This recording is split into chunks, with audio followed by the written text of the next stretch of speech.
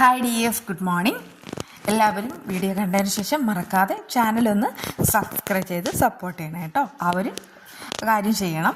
അപ്പോൾ നമുക്ക് അടുത്ത വിശേഷം എന്താണെന്ന് നോക്കാം. അതായത് ശ്രീനാഥിനോട് വർഷയെ കാണാനായിട്ട് വരണമെന്ന് വിവേക് അപേക്ഷിക്കുമ്പോൾ വിവേകിനോടായി ശ്രീനാഥ് ഒരു ഒറ്റ കണ്ടീഷൻ വെക്കുകയാണ്, വരാം, പക്ഷേ അവിടെയാണെങ്കിൽ വരുന്ന സമയത്ത് വിവേക് ഒരു കാരണവശാലും കാണാൻ പാടില്ല.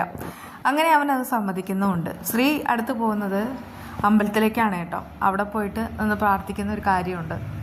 അതായത് ഞാൻ വർഷയുടെ അടുക്കലേക്ക് പോവുകയാണ്.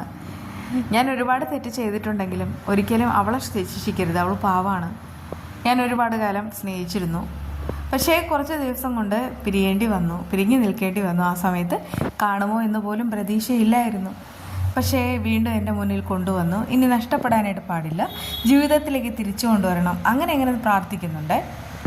ശ്രീനാഥ് വരുമോ ഇല്ലയോ എന്നോർത്തിട്ട് ആകെ ടെൻഷൻ അടിച്ചാണ് വിവേകും കൂട്ടുകാരികളും ഉള്ളത്. അഭിരാമി പറയുന്നുണ്ട്, എനിക്കാകെ ടെൻഷൻ പോലെ, ഞാനൊന്ന് വിളിച്ചു നോക്കാം.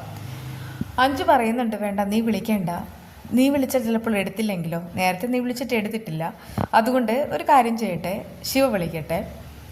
അത് കേട്ട് അഭിരാമിക്ക് ദേഷ്യമാവുന്നുണ്ട്. ഞാൻ വിളിച്ചാൽ എന്താ കുഴപ്പം, ഞാൻ വിളിക്കാം. വേണ്ട, ഒരു കാരണവശാലും വിളിക്കേണ്ട, നീ ഒന്ന് പറയുന്നതനുസരിക്ക്. നമ്മുടെ വർഷയ്ക്ക് വേണ്ടിയിട്ടാണ് നമ്മൾ ഓരോ കാര്യങ്ങൾ ചെയ്യുന്നത്. ശിവ തന്നെ വിളിക്കട്ടെ എന്ന് അഞ്ചു നിർബന്ധിക്കുന്നുണ്ട്. ആ സമയത്ത് ഈ ശിവയാണെങ്കിൽ മൊബൈൽ എടുത്തിട്ട് വിളിക്കുകയാണ് കേട്ടോ. ഞാൻ വരും, ഉറപ്പായിട്ടും വരും, ഇപ്പോൾ അമ്പലത്തിലാണ് നിൽക്കുന്നത് എന്നുള്ള കാര്യവും ശ്രീനാഥ് തന്നെ അറിയിക്കുന്നുണ്ട്. അപ്പോഴേക്കും അവർക്ക് സന്തോഷമാവുകയാണ്. വിവേക് പറയുന്നുണ്ട്, ശ്രീനാഥ് വരുമെങ്കിൽ ശരി, വരട്ടെ, വന്ന് കണ്ടിട്ട് പോയിക്കോട്ടെ. ഞാൻ എന്തായാലും പോയിട്ട് വരാമെന്ന് പറഞ്ഞിട്ട് പോകാൻ നേരത്തെ അവർ ചോദിക്കുകയാണ്, എന്താ കാര്യം, എന്തു പറ്റി? അതല്ല, ഞാൻ നിൽക്കുന്നതിന് എന്തെങ്കിലും പ്രശ്നം ഉണ്ടാവുമോ? അത് കേട്ട് കൂട്ടുകാരികൾക്ക് സംശയമാവാണ്, നിങ്ങൾ തമ്മിൽ എന്തെങ്കിലും പ്രശ്നമുണ്ടോ? അന്നത്തെ ആ ഒരു ദിവസത്തിന് ശേഷമാണ് ഒരുപാട് മാറ്റങ്ങൾ വിവേകിനും ശ്രീനാഥിനും ഉണ്ടായിട്ടുള്ളത്. എന്താണെന്ന് പലതവണ ചോദിച്ചിട്ട് അങ്ങോട്ട് പറയുന്നതുമില്ല. കാര്യം എന്താണെന്നൊന്ന് പറയാമോ?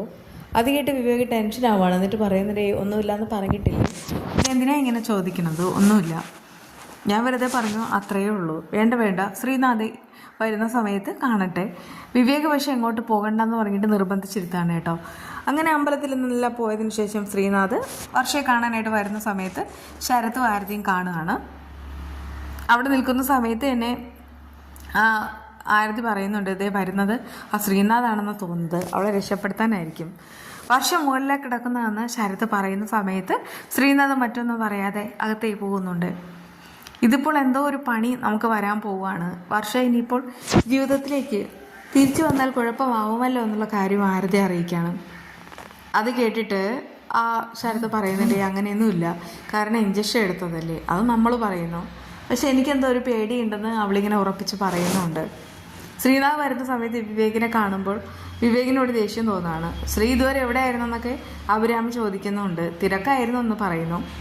തിരക്ക്, മദ്യപിച്ച് മതോന്മത്തനായിട്ട് നടക്കുന്നതാണോ തിരക്കെന്ന് അവൾ എടുത്തു ചോദിക്കുന്നുണ്ട്. അത് കേട്ട് ശ്രീനാഥിന് ദേഷ്യം വരികയാണ്.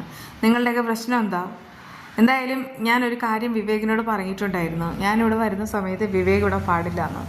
പിന്നെ എന്തിനാ നിൽക്കുന്നതെന്ന് ചോദിക്കുമ്പോൾ വിവേക് പറയുന്നുണ്ട്, ശരി, ഞാൻ മാറിത്തരാമെന്ന്. ആ സമയത്ത് അവരുടെ രണ്ടുപേരുടെയും ഭാവം കണ്ട് കൂട്ടുകാരികൾക്ക് പേടിയൊന്നും തോന്നുന്നു. വിവേക് പോകുന്ന സമയത്ത് വിവേക് പറയുന്നുണ്ട്, ഞാൻ പുറത്ത് നിൽക്കാമെന്ന്. അപ്പോഴേക്കും അഞ്ചു അടക്കം എല്ലാവരും ചോദിക്കുന്നുണ്ട്, എന്താ ശ്രീയേട്ടാ, എന്തെങ്കിലും പ്രശ്നമുണ്ടോ? വിവേക് നിന്നാൽ എന്താ കുഴപ്പം? അതിപ്പോൾ എനിക്ക് സംസാരിക്കാൻ ബുദ്ധിമുട്ടുണ്ട്, നിങ്ങളും നിൽക്കണ്ട, വേഗം പുറത്തു പോകുന്നു പറയുന്നു. അഭിരാമി പറയുന്നുണ്ട്, പറ്റില്ല, ഞങ്ങൾ പോകത്തില്ല, ഞങ്ങൾ ഇവിടെ തന്നെ നിൽക്കും. ശ്രീക്ക് എന്താണ് വർഷയോട് പറയാനുള്ളതെന്ന് ഞങ്ങൾക്കിവിടെ അറിയേണ്ട ബാധ്യതയില്ലേ, അതുകൊണ്ട് തന്നെ ഞങ്ങൾക്കും അറിയണം, ഇവിടെ തന്നെ നിൽക്കും. അത് കേട്ട് അയാൾ പറയുന്നുണ്ട്, ശരി, എന്നാൽ ഞാൻ പോയി തരാം, നിങ്ങൾ എന്താണെന്ന് വെച്ചാൽ ചെയ്തോ.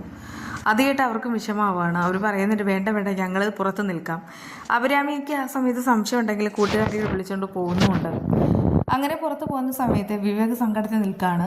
ശരത്ത് ഭാരതി അങ്ങോട്ട് വരുന്നു. എന്തു പറ്റി? ശ്രീനാഥ് വന്നു. ശ്രീനാഥിനെ അവൾ തിരിച്ചറിയും. അങ്ങനെയാണെങ്കിൽ അവൾ പുതിയൊരു ജീവിതത്തിലേക്ക് വരുമ്പോൾ വിവേക് അല്ലേ അവിടെ വേണ്ടതെന്ന് ചോദിക്കുമ്പോൾ വിവേക് പറയുന്നുണ്ട്, വേണ്ട, ഞാനിവിടെ നിൽക്കാം, സാരമില്ല എന്ന് പറയുന്ന സമയത്ത് എന്ത് പറ്റി, ശ്രീനാഥ് എന്തേലും പറഞ്ഞെന്ന് ചോദിക്കുമ്പോൾ ഒന്നുമില്ല എന്ന് വിവേക് അറിയിക്കുന്നു. എന്തോ ഒന്നുണ്ട്. പക്ഷേ ഇതുവരെ വർഷയെ വിവേക് നന്നായിട്ട് കെയർ ചെയ്തു. അതുകൊണ്ട് തന്നെ വർഷയുടെ ജീവിതത്തിൽ വിവേകിന് ഒരു സ്ഥാനമുണ്ട്. വിവേക് അവിടെ തന്നെ നിൽക്കേണ്ടിയിരുന്നത്, അങ്ങോട്ട് ചെല്ലുമെന്നൊക്കെ അവർ നിർബന്ധിക്കുന്നുമുണ്ട്. വേണ്ട, ഞാനിവിടെ നിൽക്കാമെന്ന് വിവേക് നിർബന്ധിച്ച് പറയാണ് കേട്ടോ. അഭിരാമി കൂട്ടുകാരികളോട് പറയുന്നുണ്ട്, അന്നത്തെ ആ ഒരു സംഭവത്തിൽ ശ്രീനാഥിനും വിവേകിനും എന്തോ ഒരു പങ്കുണ്ട്. മിക്കവാറും ശ്രീനാഥ് തിരിച്ചു വന്നത് വർഷയോട് മാപ്പ് പറയാനായിരിക്കും. പറയുന്നത് എന്താണെന്ന് നമുക്ക് അറിയേയില്ല. ഇപ്പോൾ തന്നെ നമ്മളെ എല്ലാവരും ആട്ടിപ്പായിച്ചു. ഒരു കാര്യം ചെയ്യാം, നമുക്ക് അവിടെ പോയി മറങ്ങിയെന്ന് കേട്ടാലോ. അഭിരാമി ഇങ്ങനെ പറയുമ്പോൾ അതൊന്നും വേണ്ട, അതൊക്കെ മോശമാണെന്നൊക്കെ ശിവ അഞ്ചു അറിയിക്കുന്നു. ഏതായാലും വിവേകും ശ്രീയും കാര്യങ്ങൾ നമ്മളോട് പറയാൻ പോകുന്നില്ല. അപ്പോൾ പിന്നെ നമുക്ക് കാര്യങ്ങൾ അറിയണ്ടേ. ഞാൻ പോയി നിൽക്കാമെന്ന് അഭിരാമി ഒന്നുകൂടെ നിർബന്ധിച്ച് പറയാണ്. എങ്കിൽ ശരി, പോയി നിൽക്കുന്ന കൂട്ടുകാരികൾ പറയുമ്പോൾ അങ്ങോട്ട് ആരതി വരുന്നു. എന്നിട്ട് പറയുന്നുണ്ട്, അഭിരാമി എങ്ങോട്ടാണ് പോണേ? അഭിരാമി അങ്ങോട്ട് പോകണ്ട, കാരണം അവൾ ജീവിതത്തിലേക്ക് തിരിച്ചു വരികയാണ്. തിരിച്ചു വരുന്ന സമയത്ത് അഭിരാമി എന്തായാലും അവിടെ നിൽക്കേണ്ട. ശ്രീനാഥിനും വർഷയ്ക്കും എന്തെങ്കിലും സംസാരിക്കാനുണ്ടെങ്കിൽ അവർ സംസാരിക്കട്ടെ. താനെന്തിനാ അങ്ങോട്ട് പോകുന്നത്? അതിൻ്റെ ആവശ്യമുണ്ടോ? ഞാൻ പറയുന്നേ ഉള്ളൂ, നിങ്ങളുടെ ഇഷ്ടം പോലെ ചെയ്തു. അത് കേട്ട് പിന്നെ അവർ പറയാണ് വേണ്ട, പോകണ്ടെന്ന്. അങ്ങനെ അഭിരാമിയും എല്ലാവരും അവിടെ തന്നെ നിൽക്കുകയാണ് കേട്ടോ. അതേസമയം ശ്രീനാഥാണെങ്കിൽ അകത്ത് തന്നെയുണ്ട്. താഴെ ഇരിക്കുകയാണ്, മുട്ടുകുത്തി താഴെ ഇരിക്കുന്നു. എന്നിട്ട് കുറച്ച് ചന്ദനം എടുത്തിട്ട് നിറ കണ്ണുകളോടുകൂടെ വർഷയുടെ നെറ്റിയിലേക്ക് ഇട്ട് കൊടുക്കുന്നു. എന്നിട്ട് വർഷ എന്ന് വിളിക്കുന്നു. വർഷ വിചാരിക്കില്ലേ ഞാൻ എന്തുകൊണ്ടാണ് ഇതുവരെ വരാത്തതെന്ന്? എന്ത് പറഞ്ഞാൽ ഞാൻ ഫേസ് ചെയ്യേണ്ടത്? അന്നത്തെ ആ ഒരു കാര്യം ഓർത്തിട്ട് എനിക്ക് നല്ല വിഷമമുണ്ട്. അതുകൊണ്ട് തന്നെ എനിക്ക് ഒരിക്കലും ഫേസ് ചെയ്യാനും കഴിയില്ലായിരുന്നു. അതുകൊണ്ടാണ് ഞാൻ വരാത്തത് എന്ന് പറയുന്ന സമയത്ത് വർഷയുടെ കണ്ണ് നിറഞ്ഞിരിക്കുകയാണ് കേട്ടോ. വർഷ എല്ലാം അറിയുന്നുണ്ട്. എന്തായാലും വിശേഷങ്ങൾ ഇതൊക്കെ തന്നെയാണ്. നമ്മുടെ വീഡിയോ എന്താണെന്ന് പറഞ്ഞുതരാം. അതായത് മുരിങ്ങയില കറിയാണ്. വളരെ സിമ്പിളാണ്. മുരിങ്ങയില നമുക്ക് ആദ്യം വറുത്തെടുക്കണം. ഒരു പാൻ അടുപ്പത്ത് വയ്ക്കുക, എന്നിട്ട് വെളിച്ചെണ്ണ ഒഴിക്കുക. വെളിച്ചെണ്ണ ചൂടാകുന്ന സമയത്ത് ചെറിയ ഉള്ളിയും ഈ മുരിങ്ങയില ഇട്ട് കൊടുക്കുക.